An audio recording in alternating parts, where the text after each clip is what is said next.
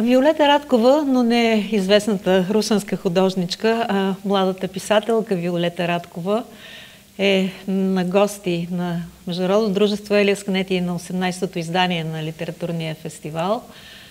Тя е номинирана за литературната награда Елиас Канети, но да кажем, че това не е новината. Новината за мен е това, че вие тръгвате от един разказ и работите върху него 7 години, за да се получи един роман от над 400 страници. Как става това?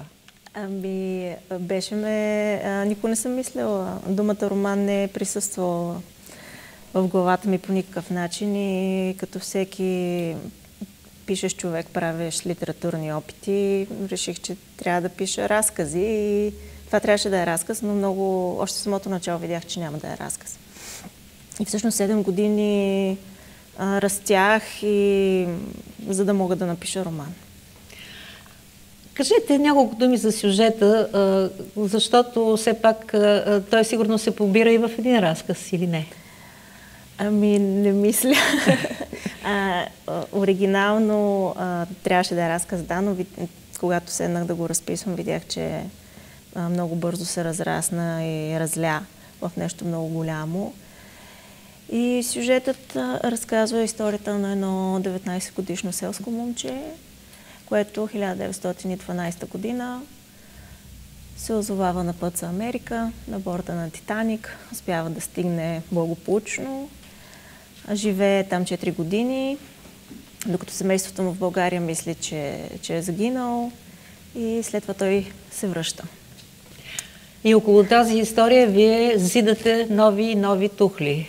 От този период в България, между другото, много хора са имали такава съдба. Не всички са оцелели, но вашия герой се оказва, че оцелява. А той има и връзка с вашия род.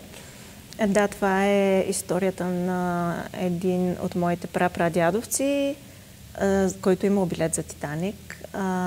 Но всъщност в реалната история не е успял да се качи на кораба и е заминал за Америка със следващия възможен.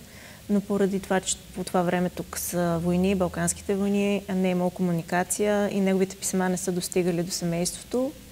И те всъщност наистина са мислили, че той е загинал, погребали са го в празен гроб, опитали са се да омъжат жена му за друг мъж, но 4 години по-късно той се връща. Това е истина. Да, това е действително много интересна история. Кажете, какво проучвахте в този исторически период в България и не само в България, защото вие сте пътували до Ню-Йорк и обратно? В мислите си, да, но не е в живия живот. Да, ще стане и това. Има време. Да, периода е доста голям, от 1905 до 1930. И това е много наситен исторически период. Тук на Балканите се случва македонския въпрос, което само по себе си е една огромна тема.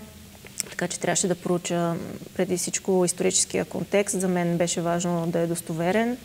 Не само в България, но и в Чикаго, другото място, в което се развива действието. Това е една от причините да пиша книгата 7 години, защото просто чисто технически ми отне много време да проуча всички тези неща в голяма дълбочина. Ходих в селото, от което е моят род, което в момента се намира в Гърция, в Северна Гърция, на 18 км от границата. Казва се Хладохори, което е буквален превод на Крушево, което е оригиналното име на селото. Там селото ме осинови, хората ми дадоха дом, грижиха се за мене, докато бях там, за да мога да си направя проучването на терен. И до ден днешен при всяка възможност гледам да ходя там и да се връщам при тях. Иначе всичко останало е било през четене, през контакти с хора в библиотеки в щатите, форуми, различни специализирани групи, за да мога да придобия максимално ясна представа за себе си, като човек, който разказва какво е било да живееш в този период на всички тези места. Доста трудно е било. Да. Предполагам. Значи той отлежава през тия години. Идеята отлежава и се пълни с съдържание. Ами идеята не отлежава, защото аз от самото начало я имах и просто трябваше да я напиша. Тоест имах скелета на разказа, имах края, имах разписани някои основни сцени, но просто за да мога да го завърша по начина, по който исках, трябваше да направя това проучване, трябваше аз самата да живея още, т.е. отначало знаех, че не ми стига сила, умение, много неща, за да разкажа тази история по начина, по който исках. Това е доста смело, наистина. Вече по-сигурна ли се чувствате в това да продължите с някаква нова идея, която предполагам, че все пак носите, да я разработите в същия жанр? Ами не знам в какъв жанр. Ако дойде някоя идея с същата сила, с която тази дойде, с радост бих се опитала да я напиша. Но не мисля, че това може да стане само по силата на моето собствено желание. Да, трудно се пише днес. Трудно е човек да живее от писане. Ами като цяло е трудно да живееш, да си жив, значи да страдаш.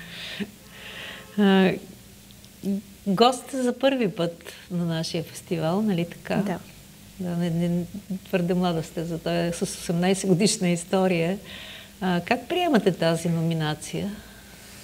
Разбира се, най-вече с смирение, защото за мен е много неочаквано за такава голяма награда да бъде номиниран дебютен роман.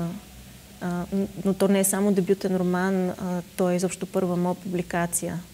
Така че никой не може да прочете нищо друго от мен, освен този роман. Нямате ли разкази? Не.